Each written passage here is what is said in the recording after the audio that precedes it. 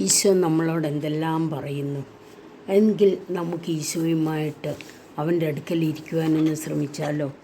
നീർച്ചാൽ തേടുന്ന മൺപേടയെപ്പോലെ ദൈവമേ, എൻ്റെ ഹൃദയം അങ്ങേ തേടുന്നു, എൻ്റെ ഹൃദയം ദൈവത്തിനായി ദാഹിക്കുന്നു. സങ്കീർത്തകൻ പറയുന്നു. ദൈവത്തിന് വേണ്ടിയുള്ള ഈ ദാഹമാണ് മനുഷ്യൻ്റെ എല്ലാ ആഗ്രഹങ്ങളിലും വെച്ച് ഏറ്റവും വലിയ ആഗ്രഹം. ഈ ദാഹം ശമിപ്പിക്കപ്പെടാത്തിടത്തോളം കാലം യഥാർത്ഥ സ്വസ്ഥത ഉണ്ടാവുകയില്ല. വ്യക്തിപരമായ ഏകാന്ത പ്രാർത്ഥനയാണ് ദൈവത്തിന് വേണ്ടിയുള്ള ദാഹം ശമിപ്പിക്കാനുള്ള പ്രധാന മാർഗം. പ്രാർത്ഥിക്കാൻ വേണ്ടി അതിരാവിലെ ഉണരുക എന്നതാണ് ഒന്നാമത്തെ ഒരുക്കം. അതിരാവിലെ അവൻ എഴുന്നേറ്റ് പുറത്തിറങ്ങി ഒരു വിജന സ്ഥലത്തേക്ക് പോയി അവിടെ അവൻ പ്രാർത്ഥിച്ചുകൊണ്ടിരുന്നു. ഈശോയുടെ ഈ മാതൃക നമുക്കും ജീവിതത്തിൽ കൊണ്ടാടാം. ജീവിതത്തിൽ ഒന്നാം സ്ഥാനം ദൈവത്തിന് കൊടുക്കുന്നതിൻ്റെ പ്രകടനമാണ് അതിരാവിലെ പ്രാർത്ഥിക്കുന്നത്. ഇത് സാധ്യമാകുന്നതിന് അടുത്ത പ്രഭാതത്തിൽ ദൈവത്തോടൊത്ത് സമയം ചെലവഴിക്കാനുള്ള അതിയായ ആഗ്രഹത്തോടെ തലേന്ന് രാത്രി ഒത്തിരി വൈകാതെ ഉറങ്ങുക ആവശ്യമാണ്. 1 മണിക്കൂർ പ്രാർത്ഥിക്കാൻ കിട്ടത്തക്ക വിധം എന്നും രാവിലെ എഴുന്നേൽക്കുക. ഇതേപ്പറ്റി ദൈവത്തോടൊരു ഉടമ്പടി ചെയ്യണം. മറ്റൊരു പ്രധാന ഒരുക്കം ദിവസത്തിൻ്റെ ഏറ്റവും ആദ്യത്തെ പ്രവൃത്തി വ്യക്തിപരമായ പ്രാർത്ഥനയാക്കുക എന്നാണ്. ഓരോ ദിവസത്തെയും വിവിധ പ്രവർത്തനങ്ങളിൽ വെച്ച് ഏറ്റവും പ്രധാനപ്പെട്ടത് ദൈവത്തെ സ്നേഹിക്കുക എന്ന് തന്നെയാണ്. മാത്രമല്ല, മറ്റൊരവസരത്തിലേക്ക് മാറ്റിവെച്ചാൽ ജീവിത തിരക്കിനിടയിൽ പ്രാർത്ഥന മുടങ്ങിയെന്ന് വരാം.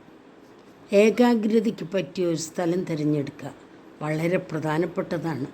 പ്രാർത്ഥനയ്ക്കിടയിൽ ആരെങ്കിലും വന്ന് വിളിക്കാതിരിക്കാനും ഫോൺ ശല്യം ചെയ്യാതിരിക്കാനും വേണ്ട മുൻകരുതലുകളും എടുക്കണം. ഉണർവോടെ പ്രാർത്ഥിക്കാൻ പറ്റിയ ഒരു ശരീര പോസ്റ്റ് ആവശ്യമാണ്.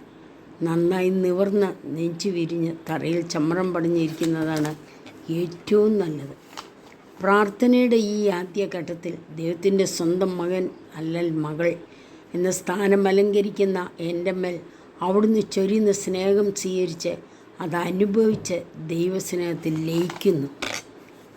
കർത്താവ് അരുൾ ചെയ്യുന്നു, ഐശ്വര്യ നദി പോലെ അവളിലേക്ക് ഞാൻ ഒഴുക്കും.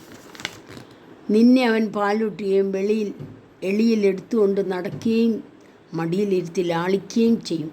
അമ്മയെപ്പോലെ ഞാൻ നിന്നെ ആശ്വസിപ്പിക്കും. ജെറുസലേമിൽ വെച്ച് നീ സ്വാതന്ത്ര്യം അനുഭവിക്കും. യേശയ്യ പറയുന്നുണ്ട്.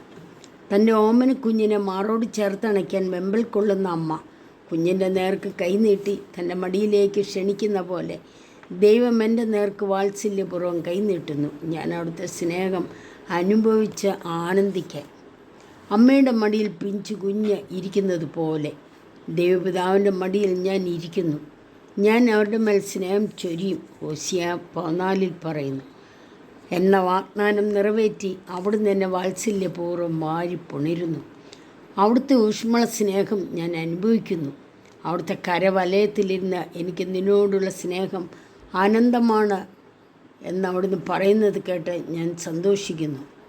നീ എൻ്റേതാണ്, നീ എൻ്റെ ഓമന കുട്ടനാണ്. ജെറമ്യ 31:20. എന്നെ തൻ്റെ മാറോട് ചേർത്തണയ്ക്കുന്ന കർത്താവിൻ്റെ അതിരറ്റ സ്നേഹത്തിൽ ഞാൻ മുഴുകുന്നു.